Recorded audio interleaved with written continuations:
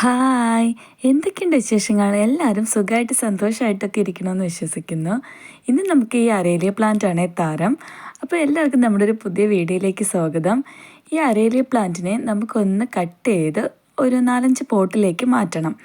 അപ്പോൾ എല്ലാ പോട്ടിനകത്തും മിക്കവാറും എല്ലാ പോട്ടിനകത്തും ഈ ടൊറേനിയ പ്ലാന്റ് ഇങ്ങനെ അങ്ങ് പിടിച്ചു വരും കേട്ടോ. പിന്നെ അത് പൂക്കൾ കാണാൻ എനിക്ക് ഒത്തിരി ഇഷ്ടമാണ്. അതുകൊണ്ട് ഞാൻ വേറെ എവിടെയെങ്കിലുമൊക്കെ ഇതിനെ നട്ടങ്ങ് സെറ്റാക്കും. അപ്പോൾ ഈ അരേലിയ നടാൻ വേണ്ടിയിട്ട് നമുക്ക് കുറച്ച് പോട്ട്സ് ഒന്ന് ക്ലീൻ ചെയ്തെടുക്കണം. ഈ പോട്ട്സ് എല്ലാം ഞാൻ ഉണ്ടാക്കിയ പോട്ട്സാണേ. കുറേ നാളുകൾക്ക് മുന്നേ ഈ പോട്ട്സ് ഉണ്ടാക്കൽ തന്നെ എനിക്കൊരു ജോലിയായിരുന്നു. പല വെറൈറ്റി പോട്ട്സുകൾ ഉണ്ടാക്കുമായിരുന്നേ. ഇതിലെല്ലാം മുന്നേ 10 മണികളായിരുന്നു നട്ടിട്ടുണ്ടായിരുന്നത്. 10 മണികളെല്ലാം പോയി. അപ്പോൾ പോട്ട് വെറുതെ ഇരിക്കുകയായിരുന്നു. അങ്ങനെ ഇതിനകത്തെല്ലാം മണ്ണും അഴുക്കൊക്കെ പിടിച്ചിട്ടുണ്ട്. നമ്മൾ 2 ദിവസം മുന്നേ അടിച്ചു വാരിയ മുറ്റമാണ് ഈ കരിയില ഫുള്ളായിട്ട് കിടക്കുന്നത്.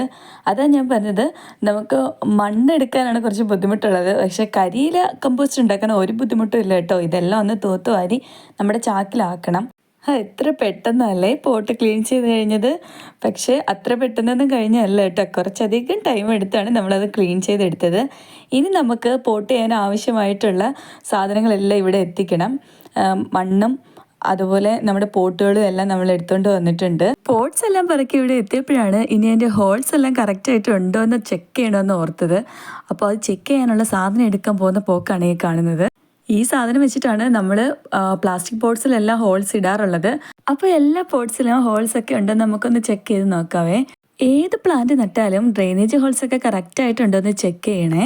അപ്പോൾ എല്ലാ പോട്ട്സിനകത്തും ഡ്രെയിനേജ് ഹോൾസൊക്കെ കറക്റ്റായിട്ടുണ്ടോ എന്ന് ചെക്ക് ചെയ്തതിന് ശേഷം നമുക്കിതിനകത്ത് പോട്ട് മിക്സ് ഫില്ല് ചെയ്ത് കൊടുക്കാം. മണലും ചാണകപ്പൊടിയും മണ്ണുമാണ് എടുത്തിട്ടുള്ളത്. മണലാണ് കൂടുതൽ എടുത്തിട്ടുള്ളത്. മണലാണ് നമുക്ക് റൂട്ട് പിടിപ്പിക്കാൻ കുറച്ചും കൂടി എളുപ്പം. അത് ഏത് പ്ലാന്റ് ആണെങ്കിലും എനിക്ക് അങ്ങനെയാണ് തോന്നിയിട്ടുള്ളത്.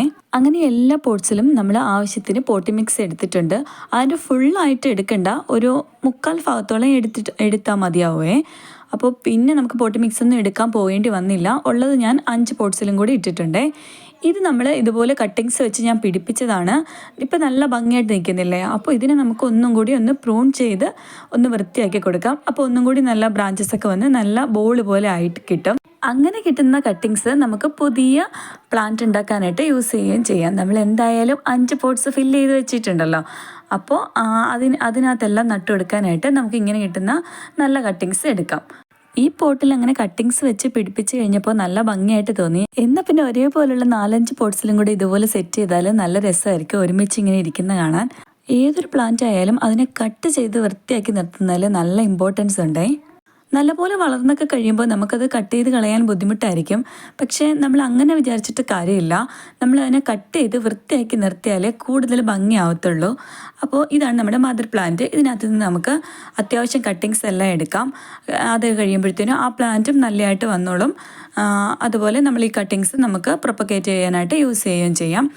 എന്നിട്ട് ഈ കട്ട് ചെയ്തതിൽ നിന്ന് നമ്മൾ ഇതുപോലുള്ള തളിര് ആയിട്ടുള്ള നല്ല യങ്ങായിട്ടുള്ള സ്റ്റെമ്മുകൾ വേണം നമ്മൾ അടുത്ത പ്രൊപ്പഗേഷന് വേണ്ടി യൂസ് ചെയ്യാൻ. ഞാൻ എന്നിട്ട് വലിയ സ്റ്റെമൊക്കെ ആണെങ്കിൽ അതിനെ ഒന്നുകൂടി 2ആയിട്ട് കട്ട് ചെയ്തിട്ടാണ് വെച്ച് കൊടുക്കുന്നത്. നമ്മൾ എല്ലാ പോട്ട്സിലും ഇതുപോലെ ഇങ്ങനെ കുത്തി വെച്ച് കഴിഞ്ഞാൽ എന്തായാലും മണലിലാണല്ലോ നമ്മൾ വെക്കുന്നത്. അപ്പോൾ എന്തായാലും റൂട്ട് വന്നോളും. എവിടെയെങ്കിലും പോയി ഒരു പ്ലാന്റിൻ്റെ കട്ടിങ് മേടിച്ചാൽ എനിക്കിതുപോലെ ചെറിയ കമ്പുകളാണ് ഇഷ്ടം. അതാകുമ്പോൾ നമുക്ക് റൂട്ട് പിടിപ്പിക്കാൻ ഈസി ആയിരിക്കും. അതുപോലെ തരുന്നവർക്ക് വലിയ വിഷമമില്ലാതെ തരാനും പറ്റുമേ. ചിലരുണ്ട് ഇത് വെച്ചാൽ പിടിക്കില്ല എന്നാണ് അവരുടെ വിചാരം. പക്ഷെ അങ്ങനെയല്ല, നമുക്ക് ഈ ചെറിയ കട്ടിങ്സ് വെച്ച് റൂട്ട് പിടിപ്പിക്കാനാണ് കൂടുതൽ എളുപ്പം. ആ പുറകെ ഇരിക്കുന്ന ചൈനീസ് വോൾസും കണ്ടോ, അത് ഇതുപോലെ കട്ട് ചെയ്ത് നടാറായിട്ടുണ്ട്. പക്ഷേ എൻ്റെ ഫ്ലവേഴ്സ് കാണുമ്പോൾ എനിക്ക് കട്ട് ചെയ്ത് നടാൻ തോന്നാതെ ഇങ്ങനെ നിർത്തിയേക്കാണ്. അങ്ങനെ നമ്മൾ എല്ലാ പോട്ട്സിനകത്തും ഇതുപോലെ നട്ട് വെച്ചിട്ടുണ്ട്. നല്ല ഭംഗിയായിട്ടുണ്ട്. ഇനി ഇതെല്ലാം വളർന്ന് റൂട്ടൊക്കെ വന്ന് കുറച്ച് ഗ്രോത്ത് ആയി കഴിയുമ്പോഴത്തേനും നമ്മളിതിനെ ഒന്ന് പ്രൂൺ ചെയ്ത് കൊടുക്കണം. ഇപ്പോൾ എന്തായാലും നമുക്ക് ഇവരെ ഷെയ്ഡിലേക്ക് മാറ്റി വെക്കാവേ. ഇതാണ് എൻ്റെ പ്രൊപ്പഗേഷൻ ഏരിയ. കുറേ ബോൾസൊക്കെ പനലായി പോയിട്ടുണ്ട്, കുറച്ചൊക്കെ പിടിച്ചിട്ടുണ്ട്. അപ്പോൾ അവിടെ വന്നപ്പോഴത്തേനും നമ്മുടെ പെറ്റൂണിയൊക്കെ വാടിക്കിടക്കും. എന്നാൽ അവർക്ക് കുറച്ച് വെള്ളം കൂടി കൊടുത്തേക്കാന്ന് വിചാരിച്ചു. അങ്ങനെ അവർക്ക് വെള്ളമൊക്കെ കൊടുത്തതിന് ശേഷം നമ്മൾ ആ നട്ട് വെച്ച പോട്ട്സ് എല്ലാം ഇവിടെ കൊണ്ടുവന്ന് അവർക്കും കുറച്ച് വെള്ളമൊക്കെ കൊടുത്തിട്ടുണ്ട്.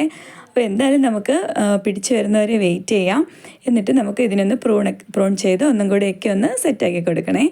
അപ്പോൾ ഇത്രയേ ഉള്ളൂ. വീഡിയോ ഇഷ്ടമെങ്കിൽ ലൈക്ക് ചെയ്യാനും സബ്സ്ക്രൈബ് ചെയ്യാനും മറക്കരുത്. അപ്പോൾ അഭിപ്രായങ്ങൾ എന്ത് തന്നെയായാലും കമൻറ്റായിട്ടൊന്ന് രേഖപ്പെടുത്തുകയും കൂടി ചെയ്തേക്കണേ.